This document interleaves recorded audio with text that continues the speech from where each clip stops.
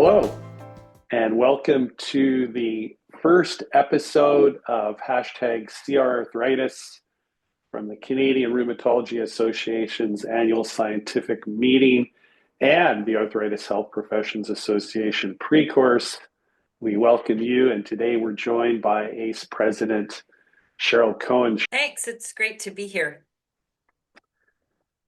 As many of our audience know, the CRA and HPA annual meetings are the largest and most important annual arthritis events in Canada, holding tremendous value, not only for healthcare professionals, but for people with arthritis and patient organizations like ACE. And we are hosting our 11th annual hashtag CR Arthritis program, which builds on the tremendous success of our previous YouTube, Facebook, and Twitter X, now X events at the annual meetings. Cheryl, what I think maybe to start is how does this program work, and how has it evolved, and what kind of impact has it had on the arthritis community over the past 11 years? That's a great question. Always start at the beginning, hey? I think, Kelly, the most important thing that has developed over the years and continues on is the hashtag C Arthritis event hosted by Arthritis Consumer Experts has been such a tremendous sort of meeting ground, if you will, of basic scientists, clinical scientists, and clinicians, patient organizations, and also patients who were involved in research or in education and knowledge translation and exchange. So I think the best way to describe hashtag C Arthritis is it started as us infiltrating the CRA meeting years and years ago, and then showing the collective community that this dialogue that we have at these during these interviews with those folks attending the meeting is a great way to, I think, role model patient-clinician conversation. I think it's a really important forum for asking our experts in this area, our clinical and basic research experts, to talk in lay language with us. And that being a great sort of training ground, and then getting the knowledge out to both the arthritis public, but also the general public, and we hope the mainstream media. So I guess succinctly put, a meeting ground for people in our community to come together and exchange knowledge in ways that are real, tangible, and easily communicated. I'm going to build on that for our audience who's watching or listening, and that is this idea about translation and knowledge exchange.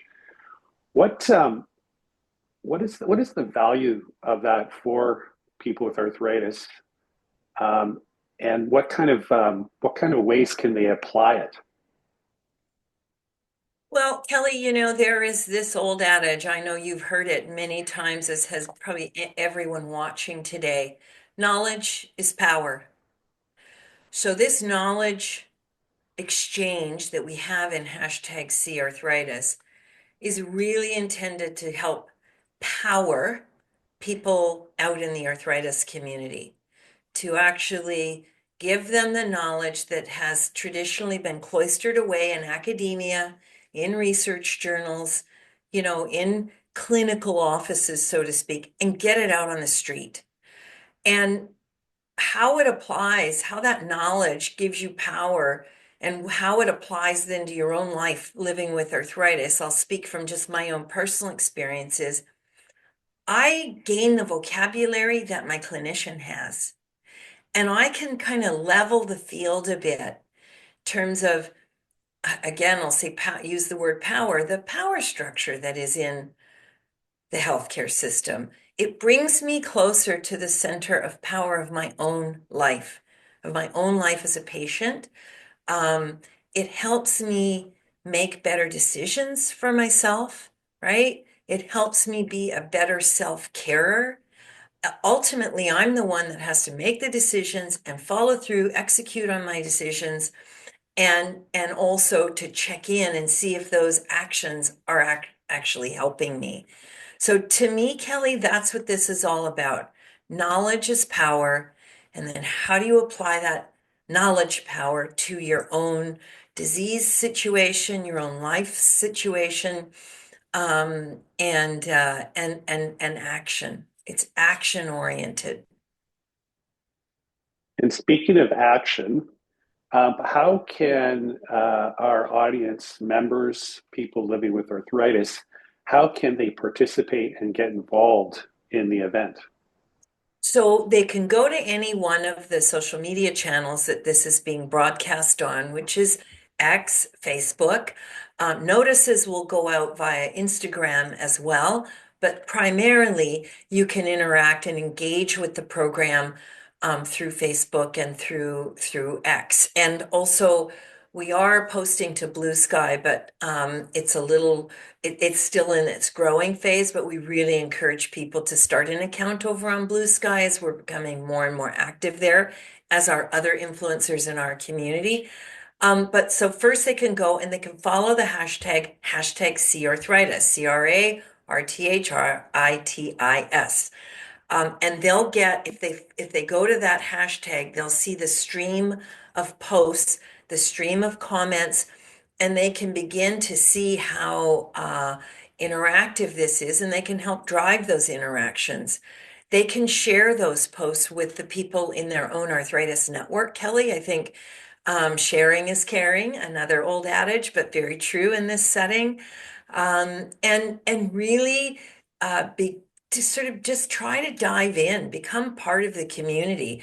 You can turn the comments features off on your own feed if you don't want to get any feedback back from your comments.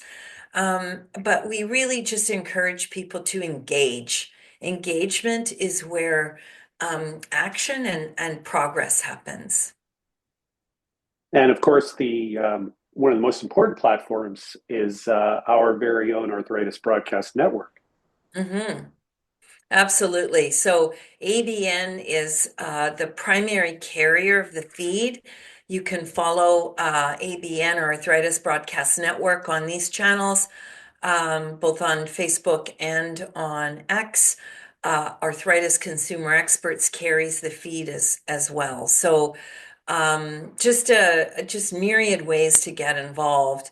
But I think first and foremost, Kelly, most important part of engagement is watch the videos, watch these experts and learn from them. It will hopefully spark an idea about their own, someone's own perhaps struggles. It might motivate them to reach out to their caregiving team to try to solve a problem they've been living with and didn't realize there was a solution available.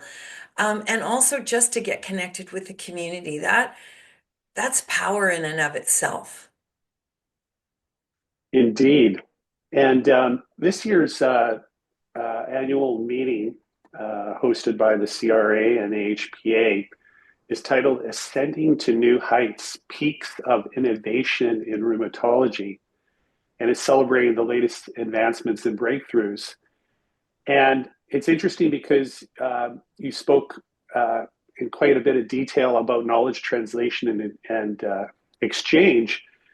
And one of the sessions I'm looking forward to is going to be led by one of ACE's good friends, Dr. Janet Pope. And she's going to be doing a session around the critical role of knowledge and translation and exchange.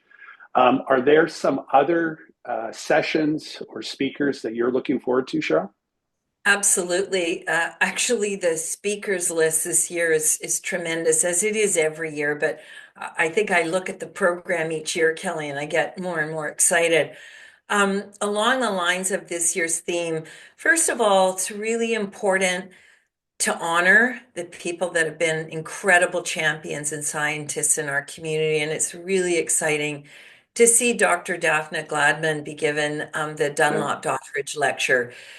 She's going to be talking specifically about the road to a new horizon in psoriatic arthritis. So, psoriatic arthritis is a really difficult disease, sometimes presents with the arthritis first, followed by the psoriasis piece, or can be that someone is living with psoriasis and then several years later or many years later go on to develop the arthritis piece. So so excited to hear what Dr. Gladman has to say about this disease and to look at the new horizon with her through her eyes.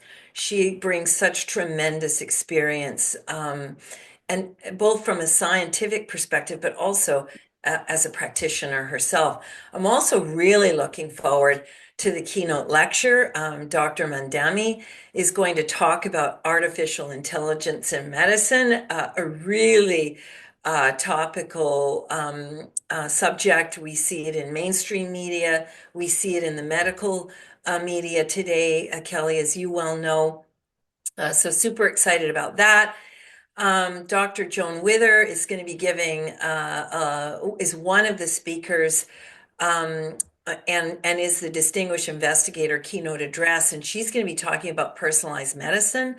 Other buzzwords that we've been hearing a lot about over the last few years, but she's going to talk specifically about an approach to prevention and treatment of systemic or systemic autoimmune rheumatic diseases, or SARDs. So those are a group of diseases that often are more difficult to treat. And then there's lots and lots of workshops going on, Kelly. There's new clinical practice guidelines for the management of lupus nephritis. Dr. Avinia Zubieta will be talking about those, as well as Dr. Kim Chima. A workshop on closing the gap between primary care and rheumatologist, which is super, super important. There's is going to be folks who are focused on occupational therapy who will be speaking, as well as other clinical practice experts.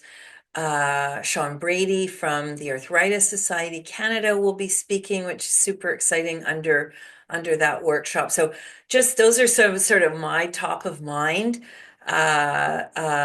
speaking roles, or those folks who are speaking, Kelly, that I plan on taking in. I think the challenge of this meeting is always, how do I spread myself, or how do we spread ourselves thin enough to catch all of the great speakers? But those are just a few of my highlighted sessions. Fantastic. And just a reminder again to our audience and viewers, the meeting starts on February 26th and runs to March 1st. And they can start looking for those interviews that are going to be published once again on the Arthritis Broadcast Network YouTube, Facebook, and X pages using the hashtag CRAArthritis. Cheryl, thank you so much. Good luck at the conference. Thank you. It's going to be exciting. I look forward to seeing all of our colleagues there. I think on behalf of both of us, special thanks and shout out to the CRA and HPA for including us again at their event and annual meetings. We really do appreciate our collaboration with both of them. And finally, thanks to everyone out there watching. We look forward to sharing more of the exciting science with you coming from the CRA HPA annual meeting in our next episode of CR Arthritis. Thank you, everyone. Bye-bye.